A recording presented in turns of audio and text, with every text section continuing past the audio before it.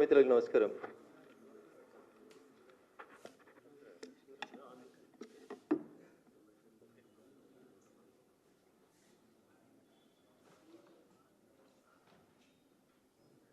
ప్రస్తుతం తెలంగాణ రాష్ట్రంలో భారతీయ జనతా పార్టీ రోజురోజుకి బలాన్ని పుంజుకుంటా ఉంది.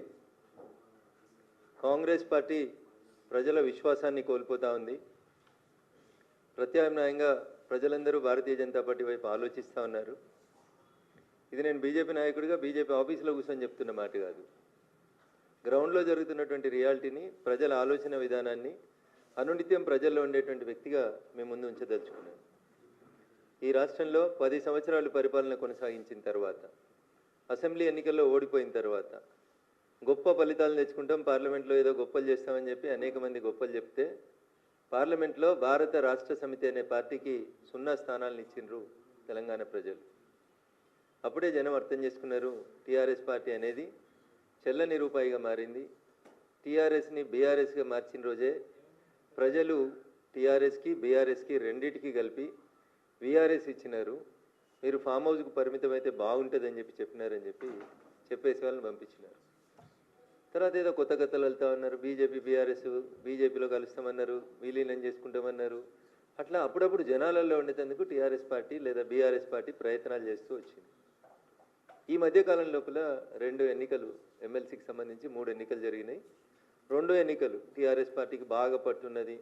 బావా, బామ్మర్ది, చెల్లె, నాయన అందరూ ఎమ్మెల్యేలు ఎంపీలు ఉన్నటువంటి నియోజకవర్గాలు అయినటువంటి కరీంనగర్, నిజామాబాదు, మెదక్ జిల్లాలకు సంబంధించి ఒక గ్రాడ్యుయేట్స్ ఎమ్మెల్సీ, ఒక టీచర్స్ ఎమ్మెల్సీ, 2 ఎమ్మెల్సీ ఎన్నికలు జరిగినాయి. టీఆర్ఎస్ పార్టీ కనీసం అభ్యర్థులు కరువైనరా లేదా వాళ్ళు ఎందుకు ఆలోచించారో ఏం ఆలోచించారో తెలియదు. కనీసం పోటీ చేసే పరిస్థితులలో టీఆర్ఎస్ లేనటువంటి పరిస్థితి. ఇది గ్రౌండ్ రియాలిటీ. మేము గెలిచినాం కాబట్టి మేము ఏదో అహంకారంతో మాట్లాడతలేం. మేము ప్రజలకు సేవ చేస్తూ ఉన్నాం, ప్రజలకు దగ్గర అవుతా ఉన్నాం. మా పార్టీ పూర్వస్వరూపం జనసంఘ పుట్టిందే అంత్యోదయ లక్ష్యంగా పుట్టింది. ఆ అంత్యోదయ లక్ష్యంగానే పనిచేస్తున్నాం. Eradication of poverty, eradication of poor, గరీబుల సేవ చేసేందుకే భారతీయ జనతా పార్టీ పనిచేస్తుంది. పేదలు, రైతులు, మహిళలు వీళ్ళ కోసం అనుక్షణం తప్పించేటువంటి పార్టీ భారతీయ జనతా పార్టీ.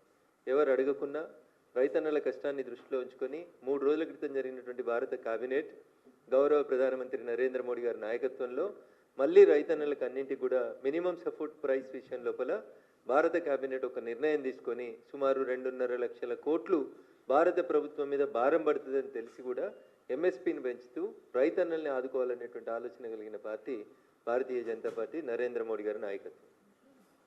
ఈ దిశగా భారతీయ జనతా పార్టీ ముందుకు పోతూ తెలంగాణ రాష్ట్రంలో కూడా ఒక పైస లేదని, మమ్మల్ని ఎవరు నమ్ముతలేరని, ఢిల్లీకి పోతే చెప్పుల దొంగలుగా మమ్మల్ని చూస్తుర్రని సాక్షాత్తు ముఖ్యమంత్రి లాంటి వాళ్ళు మాట్లాడుతున్న పరిస్థితులలో మేము నేషనల్ హైవేల పేరిటనో ఇంకో దాని పేరిటనో అనునిత్యం తెలంగాణలో ఒక రకమైనటువంటి డెవలప్మెంట్ యాక్టివిటీస్ కోసం డబ్బులు ఇస్తూ తెలంగాణ ప్రజలకి భారతీయ జనతా పార్టీ దగ్గరవుతూ వస్తూ ఉంది. గెలిచినటువంటి 8 మంది ఎంపీలు అనునిత్యం తెలంగాణ ప్రజల కోసం, తెలంగాణ రాష్ట్ర అభివృద్ధి కోసం, తెలంగాణ ప్రజల సంక్షేమం కోసం 24/7 తెలంగాణ రాష్ట్రం నుంచి గెలిచిన 8 మంది ఎంపీలం పనిచేస్తూ ఉన్నాం.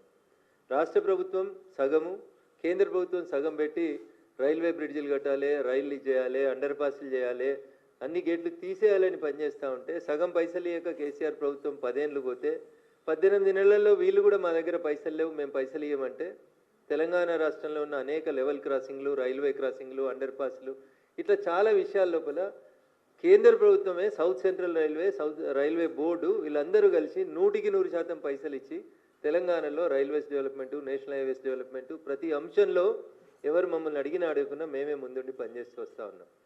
మా మెదక్ జిల్లాకి, పూర్వ మెదక్ జిల్లా మొత్తం ప్రస్తుతం సిద్దిపేట, సంగారెడ్డి, మెదక్ 3 జిల్లాలకు కలిపి అమృత్ 2 పథకం కింద మంచినీళ్ళ కోసం 260 కోట్ల రూపాయలని భారత ప్రభుత్వం ఒక ఉమ్మడి మెదక్ జిల్లాకే ఇచ్చింది. ఇట్లా డెవలప్మెంట్ చేస్తూ మేము ప్రజలకు దగ్గరకు అవుతూ జనం గుండె చప్పుడుగా భారతీయ జనతా పార్టీ మారుతూ ముందుకు పోతున్నటువంటి తరుణంలో రకరకాలైనటువంటి వ్యక్తులు, రకరకాలైనటువంటి అంశాలు, మా మీద వ్యక్తిగత బురద జల్లేటువంటి కార్యక్రమాలు. రఘునందన్ రావు మాట్లాడితే ఏదో టీఆర్ఎస్ మీద అక్కస్తోటి మాట్లాడుకునేటోళ్ళు అనుకునేటోళ్ళు. ఇంతకాలం రఘునందన్ రావు మీద వ్యక్తిగతంగా బురద జల్లేందుకు చాలామంది ప్రయత్నం చేసినారు. సోషల్ మీడియాలో ఇంకా కూడా నిన్న మా చెల్లె కవితమ్మ చెప్పినటువంటి పెయిడ్ ఆర్టికల్స్ రఘునందన్ రావు మీద రోజు రాపిస్తూనే ఉన్నారు. పెయిడ్ న్యూస్ ఛానల్స్, పెయిడ్ జర్నలిస్టులు, కొత్త కొత్త పదాలు వింటున్నాం. 1995లో రఘునందన్ రావు కంట్రిబ్యూటర్.